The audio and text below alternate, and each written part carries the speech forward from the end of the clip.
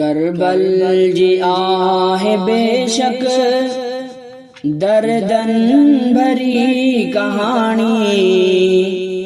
करबल जी आहे बेशक दर्दन भरी कहानी। जियं मूं पढ़ी कहानी आयो अखियुनि में पाणी। जियं मूं पढ़ी कहानी आयो अखियुनि में पाणी। करबल जी आहे बेशक दर्दन भरी कहानी। जियं मूं पढ़ी कहानी आयो अखियुनि में पाणी। जियं मूं पढ़ी कहानी आयो अखियुनि में पाणी। कूड़ा लिखन पया ख़त अच तूं हुसैन हेॾे।